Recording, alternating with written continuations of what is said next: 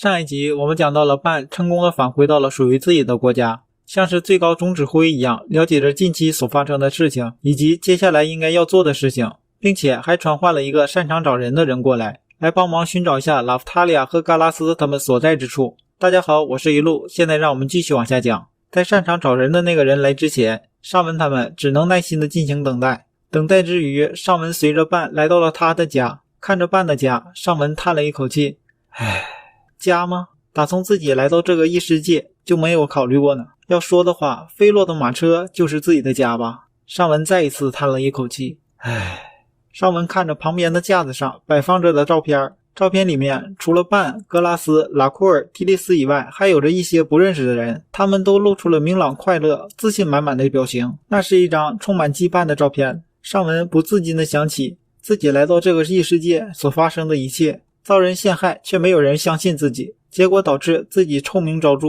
身无分文。想要回去自己所在的国家日本，却被告知不能回去，被逼着和枪支勇者进行决斗，在决斗中遭人偷袭，却没有人相信，还有唯独没有盾之勇者的教会。经历了种种的事情，最后值得相信的人寥寥无几。拉夫塔利亚、菲洛、米尔蒂，也就是他们几个吧。莉西亚虽然现在跟着尚文一起，但是那是因为他没有地方去。虽然他不会陷害尚文，但是也没有达到彼此完全信赖的关系。变幻无双流老太、剑术大师埃库雷尔、拉夫塔利亚的同乡基尔也是一样，都没有结成完全信任彼此的羁绊。尚文也隐隐约约意识到，自己到最后世界恢复了和平，可以离开这个异世界回到日本，也不会有那样的同伴。此时的尚文询问伴如何认识格拉斯他们的，伴也毫无隐瞒的把一切都告诉给了尚文。从格拉斯他们门派的内斗，师兄弟之间为了得到眷属武器的认可而产生的信赖关系的破裂，最后甚至有同门希望格拉斯赶紧去死，为了得到眷属武器的认可，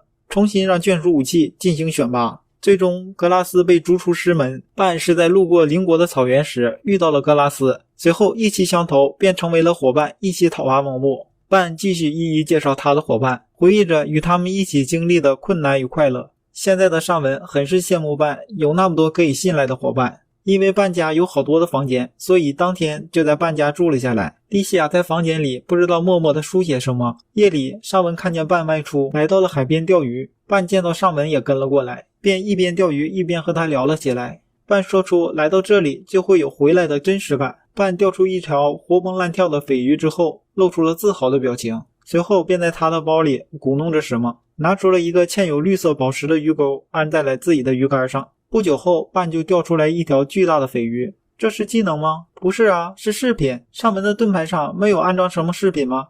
没有。你可别小瞧饰品啊，这是强化的方法吗？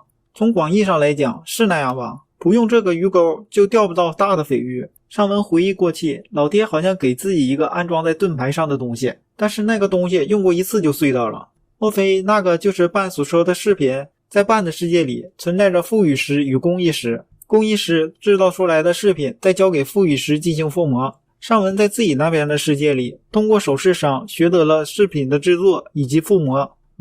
有空的话自己也做一个试试看吧。尚文，你打算做吗？那给咱做个鱼钩呗。我干嘛要给你做呀？咱不是因为一起旅行的伙伴吗？听完伴对鱼钩的材质与介绍，尚文心想，到现在为止也受过不少伴的照顾，恰巧现在调和的事情已经结束了，靠心血来潮做一个给他也算是回报了。尚文开始一边想着要做什么样的鱼钩给伴，一边看着伴钓鱼。第二天，尚文他们和伴来到了城堡，一个头上戴着头环，打扮得像一个魔导师一样，身穿精美的长袍，手持一根疑似锡杖的少年，正和城堡里的人们一起等候着。发色是银色的感觉，皮肤也很细腻，细长而清秀的眼睛让人印象深刻。瞳色是红色偏黑吗？不可思议的色泽。美少年呐，如果留着长发的话，绝对会被人误认为是女孩子。那家伙在空中漂浮着，感觉在伴给我展示的合影里面有一个和他很相似的家伙，他便是伴所说的擅长找人的艾斯诺巴尔德。他见到伴，表示了一番没有及时找到他的歉意之后，拿出了一个木渣交给了伴。伴接过后轻轻一挥，随着木渣升起的烟雾，里面冲出了一个企鹅，扑到了伴的怀里。他便是伴的式神克里斯。那位艾斯诺巴尔德开始向尚文介绍自己，传职剑术武器持有者。伴对艾斯诺巴尔德的自我介绍展开了爆炸式的补充。他世世代代都是守护这个世界的守护兽的后裔，其真身是一只可爱的兔子，难怪上文见到他有一种违和的感觉。他在半的世界里定位等同于自己世界里的菲洛女王菲多利亚。从艾斯诺巴尔德那里得知，要找人的方法有很多，曾经自己使用过占卜的方式寻找过半，得到的结果是半不在这个世界。想想当时半也确实不在这个世界上，而是被关在无限牢狱里，那里的确是不属于这个世界，是一个独立的空间。不过如果这次也使用占卜的话，没有办法知道确定的地点。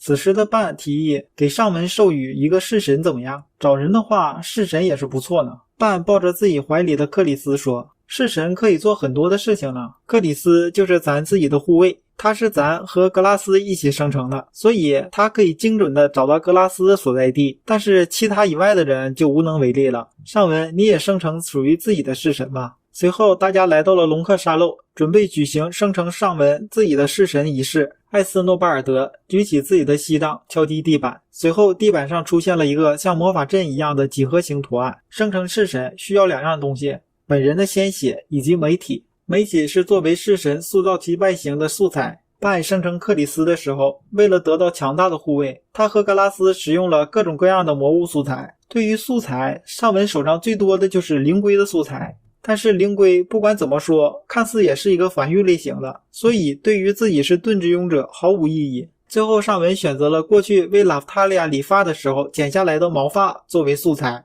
仪式开始，上文用小刀划破了自己的手指，滴出了鲜血。艾斯诺巴尔德让拉夫塔利亚的毛发漂浮在空中，此时的景象让上文回想起来当初和拉夫塔利亚结缔奴隶契约时的感觉。艾斯诺巴尔德把类似魔力的东西洒向了上文的血与拉夫塔利亚的毛发上，上文的身边出现了一圈一圈的光晕，随着艾斯诺巴尔德的咒语，犹如幻境一般的景象呈现在大家面前。咒语结束后，上文身边的光晕飞向拉夫塔利亚的毛发，将其包裹，随后便开始发出了光亮。突然间，艾斯诺巴尔德发出了急迫的声音，式神具象化的速度异常的快，此时发出的光亮越来越亮，都快晃瞎了众人的双眼。艾斯诺巴尔德喊道，快要抑制不住了，大家赶紧避难。听到此话的上文立刻举起了盾牌，保护起来大家。随后上文的盾牌开始起了反应，式神盾已获得解放。只听砰的一声，大量的浓烟出现在大家面前，从浓烟中向上文飞扑出来一个物体。上文接过后发现那是一只看似小浣熊又有点像小狸猫的家伙。这个小家伙开始对上文拉夫拉夫的叫着，又是亲又是抱的，还不停地摇着自己的尾巴。看来上文已经成功地制作出来自己的式神了。像半一样，先给这个小家伙起个名字吧。仔细看了一下这个小家伙，还真的是非常可爱呢。思考了一下，上文给这个小家伙起了一个叫小拉夫的名字。随后上文拿出了一张地图，请求小拉夫指出拉夫塔利亚在哪。半也是一样，请求克里斯指出格拉斯的所在地。小拉夫和克里斯指向了一个方向，是拉夫塔利亚和格拉斯的所在地。为了确认具体的地点，艾斯诺巴尔德又拿出了一张更加详细的地图，询问着两只小猛兽。两只小猛兽指出的是同一个地点，所以看来拉夫塔利亚和格拉斯他们在一起。对于这个结果，半和艾斯诺巴尔德都面露难色。那里是和关押半的国家一样，也是关系不好的国家。上文心想，怎么就没有一个和半的国家是友好的，全部都是敌对国家。而且让上文吃惊的是，那个国家是之前那个天才术士所在的国家。上文所在的异世界虽然也是连连征战，但是面对世界范围的大浪潮，各个国家在世界会议上都表示暂停休战，齐心协力的一起对抗浪潮。而在半的世界里，在浪潮面前，各个国家还互掐。上文的内心叹息了一下，格拉斯他们是眷属武器持有者，是首屈一指的强者，竟然没有靠龙克沙漏回来，想必一定是陷入苦战了。虽然上文和半也变强了，但是出于自己的武器陷入苦战，这是可以理解的。但是格拉斯他们不应该啊，如果他们都陷入苦战的话，岂不是事态很严重？那是数支眷属武器持有者的国家吗？是同盟国，弄不好格拉斯他们被抓到的话，会移交给那个国家。那么赶紧过去才不是上策吗？如果被那个该死的鲸抓到怎么办？总比在这里袖手旁观的好。现在就去吧。上文迫切的想第一时间赶过去，但是现在上文又开始面临着人手不足的问题。半的同伴也都不在，全部都在外面执行任务。召集起来的话需要几天的时间。但是在这几天说不定会发生什么。最后虽然莉西亚不靠谱，但是相比尚文和半，他是唯一一个能对敌人进行攻击的人。尚文又叹息了一下，不论到哪都会面临人手不足的事情啊。相信半现在也和自己一样的想法吧。由于艾斯诺巴尔德不适合战斗，最后只能是尚文、半和莉西亚外加2个小猛兽通过艾斯诺巴尔德的高位转移前去。回来的话暂定个时间，等待艾斯诺巴尔德来接吧。艾斯诺巴尔德表示明白后，留给了半一个随时可以联络的闸。随后艾斯诺巴尔德就带着大家去找拉夫塔利亚和格拉斯他们了。匆忙出发的尚文一行人能和拉夫塔利亚与格拉斯他们会合吗？敬请期待下一集。我是一路，谢谢观看。